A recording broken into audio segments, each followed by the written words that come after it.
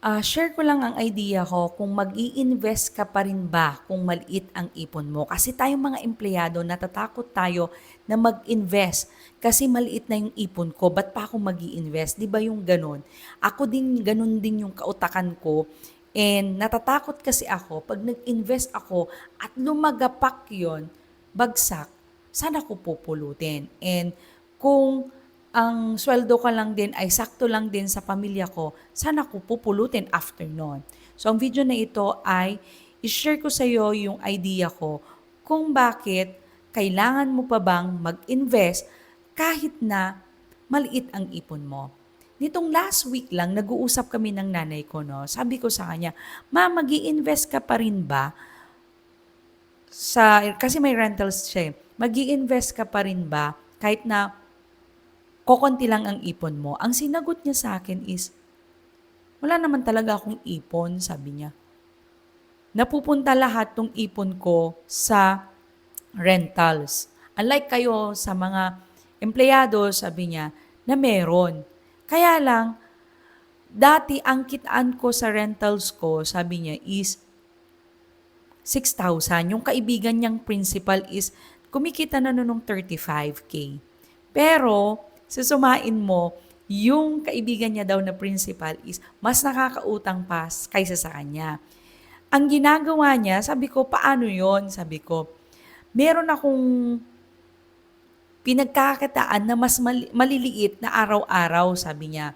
Meron pa siyang parang kung empleyado sana siya, ang pinaka-trabaho niya is ito, and then meron siyang sideline na maliliit. Ang ginagawa niya daw is pag nagbayad yung rental sa pagrerenta, i-invest niya ulit. Nakita ko nga minsan siya mas magaling pa nga siyang umutang. Ang gagawin niya is, wala siyang pera. And then ang gagawin niya is, uutang siya sa bangko. Pagkautang niya sa bangko, sabi niya, uutang ako and then babayaran ko agad. Tapos, yung uutangin niya na yun, i-invest niya na agad dito sa paupahan niya. And then magre-revolve. Ang ginagamit niya ata is meron siyang nagbebenta pa siya ng mga gold, yung mga gold na yan, yung mga Saudi gold. Meron siyang naitagong gold at yun ang collateral niya sa bangko. Pero, she makes sure na dapat mabayaran niya kasi ang interest niya is 2% per month, mabigat yun. Unlike sa mga empleyado is annually is 7% to 7.5%. Pero sa kanya is maganda kasi 2% ang pagbalik niya. Balik ako doon, no, kung mag-iipon pa rin siya, sabi niya, wala talaga akong ipon. And doon ko rin nakapagtataka na tayo may monthly na mga empleyado. Ang naranasan ko dito is, naman ang nangyari sa akin ay, yung naman ipon ko is yung biglaan na nakabili ng lupa at saka yung pagpapatayo ko ng parentals naman. Biglaan Hinugot ko lahat yung ipon ko na mga 6 digits and inilagay ngayon sa lupa. Tapos, yung pagpapatayo is, humiram na ako sa mother ko, tapos humiram na rin ako sa bangko. Ang realization ko dito, no, kung hindi nagkataon na hindi ko na ranasan na parang nagmamadali, kasi nagmadali lang yung nagbebenta Hindi ko naranasan na nagmamadali na bibili at sure naman doon kasi may guide ako si mother ko, no. Hindi ako bibili sana nun, no. Hindi ko sana na-try yun. Is, na-stuck sana yung ipon. Kasi, yung ipon na nasa bangko, hindi siya nag-grow. Kung mag-grow man yun, napakaliit. Unlike kung in-invest mo is dapat lang na mag-grow, kung in-invest mo, mag-grow siya. Yun yung point ko.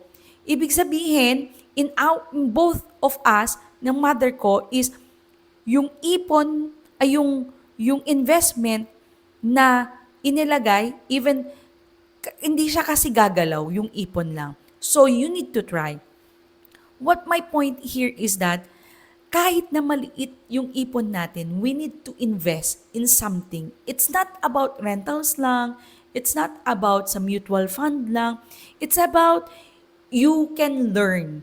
Even you lose, yun yung change lang sa akin sa mind ko. Even I lose in that particular investment as long as hindi mo i-invest lahat. Pag wala kang backup, that's what I'm talking about is, kung wala kang backup na parang walang sasalo sa'yo, sa akin, ang akin is, ininvest ko yun because I have my work. Kailangan mo rin ng something na kahit konting backup para hindi ka rin, or wag mong i-invest lahat yung ipon mo. As long as you tried, even you lose now as early because nalaman mo na hindi okay yung idea na trinay mo. At least trinay mo. Even you lose, you just lose the money. But the experience, it's a capital gain for you. That's my point. So, na-realize ko or na-try ko or nagkaroon ako ng experience na kung hindi pa nagmadali yung nagbebenta at hindi ko trinay, ibig sabihin, until now, I don't have the experience, I don't have the story that sharing to you, or wala akong mismo sa akin. It's not a sacrifice when you invest. For me, it's a capital. Even I lose or I win, ang ganda. Nagiging winner ka kasi kung may guide ka na, meron na nauna sa'yo, may nauna nang nag-try, maganda yon. Para siyang nagiging advisor mo. Pero kung wala ka nun, is basta hindi mo i-invest lahat and then you tried something, even you lose now or nanalo ka, at least you have that capital that is an asset already for me. So sa akin is naniniwala ako na it's not about the money. It's about the capital or the asset of this mindset. Magkaiba kasi yung mindset natin na bilang empleyado na we are revolved with fear. Ako talaga, madalas natatakot. If wala lang akong yung pain na parang kailangan kong magbago, talaga kasi I feel na something na parang may kulang, so I need to change. And natatakot ako na pag hindi ako nagbago ngayon, bukas or after a year, the same pa rin na Joy Lee ako this 2026 para sa 2027. So, I need to change that mindset. Lahat kasi ng pagbabago is it start from the here. Kasi pag dito, inilaban mo and then align dito sa heart mo, ilalaban mo yan and your body susunod lang. Kasi kung sa utak pa lang, talo na tayo. Oh, wag na. Ba't ko pa ilalaban yung ipon ko? Kasi wala na darating na pagkakataon na sasabihin mo sa sarili mo na, tsaka na pag okay ng ipon mo, sa totoo lang yung ipon natin, nadudut-dut natin, di ba?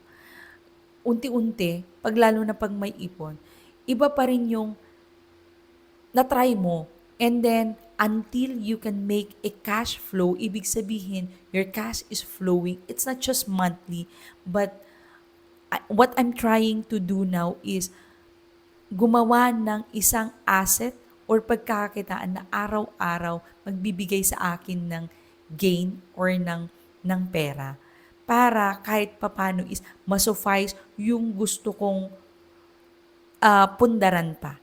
So yun lang. Thank you sa panonood and sana nakapagbigay din ako ng insights sa inyo na sana hindi tayo ma-overpower ng ating takot sa pag-try na pag-invest. Not only for mga safe na investment, but we need to invest for ourselves. So, yun lang. See you po on my next vlog. Don't forget to like, share, and subscribe. And see you po on my next vlog. Paalam!